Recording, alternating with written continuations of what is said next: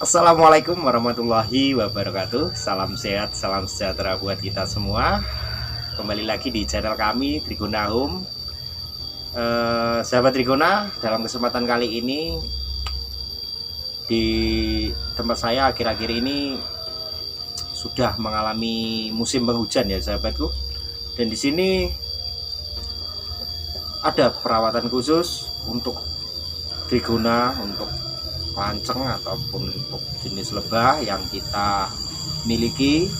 Dan di sini kami ingin meng-share atau memberikan edukasi cara untuk merawat lanceng kita di waktu musim penghujan tiba ya sahabatku semua.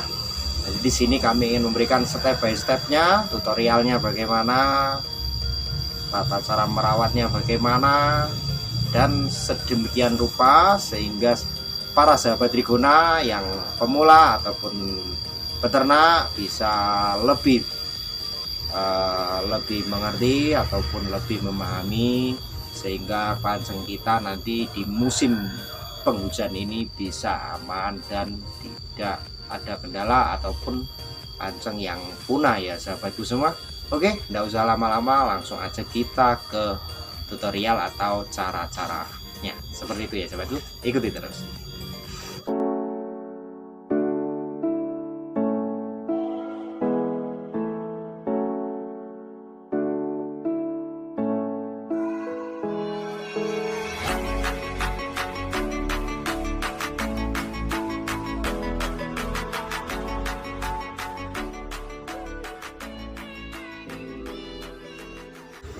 Oke sahabat Trigona, jadi yang pertama kita mulai adalah perawatannya terlebih dahulu. Untuk perawatan kami menggarisbawahi yaitu setiap kita mempunyai koloni lanceng yang ada di farm atau di perkebunan kita harus bisa mengecek satu persatu ya di situ sahabatku, dan kita bisa melihat pastikan kondisi kelanceng tersebut atau rumah kelanceng tersebut dalam kondisi aman. Maksud kami aman, kalau misalkan ada atapnya yang kurang rapi ataupun di situ bisa terkena hujan atau bagaimana, itu bisa dirapikan lagi sehingga hujan tidak masuk ke topping atau netes ke topping, dan itu bisa menyebabkan nanti topping kita tidak bisa bertahan lama karena terkena air hujan. Seperti itu ya sahabatku. Terus untuk yang kedua, pastikan koloni kita benar-benar koloni yang aman. Maksud kami aman, kita lihat kondisinya. Apabila di dalam itu sudah banyak madu, otomatis di situ kan masih bisa bertahan, karena pada musim penghujan sendiri untuk lebah kelanceng itu akan gimana ya, bukannya mandek, bukannya istirahat mencari madu, enggak, cuma untuk persediaan madu yang di dalam, stok madu itu harus mumpuni ya sahabatku semua. Apabila di dalamnya itu tidak ada madu ataupun madunya sedikit, bisa sahabatku semua mendonorkan madu yang dari koloni lain, sehingga koloninya yang banyak madu itu bisa didonorkan ke koloni yang minim madunya. Seperti itu sahabatku. Jadi untuk yang ketiga, kita dari vegetasi tambahan, dan disitu ada vegetasi AMB ataupun jenis Santos dan masih banyak lagi yang lainnya. Yang pasti sahabat Trigona semua tahulah yang namanya vegetasi tambahan itu. Dan disitu kita harus memperbanyak ya sahabatku. Jadi apa gunanya vegetasi tambahan itu? Yaitu gunanya untuk membantu kelanceng menambahkan entah itu resin ataupun itu nektar pas di waktu musim penghujan tiba ya sahabatku. Jadi kalau misalkan kita menanam vegetasi tambahan semacam AMP, contohnya AMP saja ya, kita tanam di sekitaran farm atau perkebunan kita, otomatis kelanceng itu akan lebih cepat atau dekat dalam mencari makanan ataupun mencari nektar di situ ya sahabatku. Kalau misalkan di musim kemarau tiba, kemungkinan kelanceng tersebut jarang sekali akan hinggap di vegetasi tambahan kita. Dan pas gini, kemarin itu ada juga yang berkomen gini, Mas, di sini saya baru belajar beternak kelanceng, tapi saya punya tanaman vegetasi AMP sama Santos, dan di situ ternyata kelancengnya itu tidak makan atau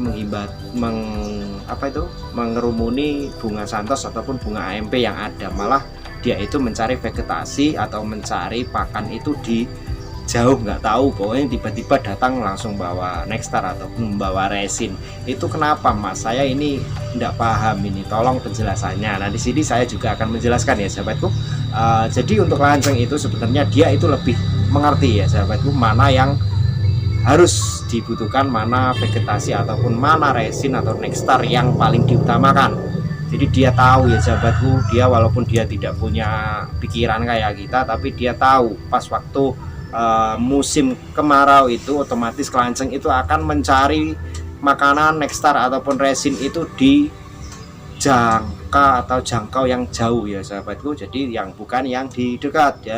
Dan mungkin untuk vegetasi yang dekat semacam AMP ataupun Santos itu akan dibuat tetap pas waktu musim penghujan tiba, kemungkinan seperti itu ya sahabatku. Jadi untuk kelanceng sendiri dia akan lebih tahu mana yang akan diambil, jadi kita nggak usah gini ya. Kalau misalkan saya sendiri, saya dulu juga pernah begitu.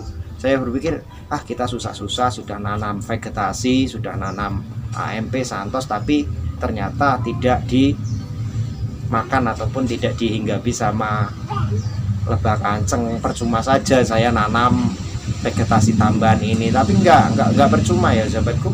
Itu akan ada masa sendiri, nanti si kelanceng itu akan memakan atau menghinggapi bunga-bunga tersebut. Contohnya kalau musim penghujan seperti ini, otomatis kelanceng tidak akan pergi jauh-jauh untuk mencari Nexstar ya. Yang pasti dia akan mencari yang paling terdekat. Misalkan kita menanam pohon AMP yang seperti tadi, kita menanam pohon AMP di dekat farm ataupun perkebunan kita, otomatis kelanceng itu akan memakan atau menghinggapi bunga yang ada di sekitar vegetasi tambahan itu ya sahabatku semua. Jadi untuk tahap selanjutnya di pemanenan ya sahabatku. Jadi gini, kemungkinan sahabatku semua ada yang bertanya, Mas, kalau musim penghujan itu bagus loh nggak kalau madu itu dipanen? Nah, ini kami beri solusinya. Jadi sebetulnya musim penghujan itu tidak masalah ya sahabatku, asalkan kita memanennya itu jangan semua, kita sisakan ya. Setidaknya jadi gini untuk takarannya, misalkan kita ada 100%, untuk pengambilannya itu maksimal itu 75% lah, kita sisakan yang 25%. Untuk apa? Untuk persediaan pas di waktu musim penghujan tiba itu, seperti itu ya sahabatku. Dan ada 75%, dan itu nanti apabila nanti koloni, kan koloni itu tidak sama ya sahabatku semua, ada koloni yang cenderung banyak madu, ada juga yang cenderung banyak telur, dan disitu kekurangan madu.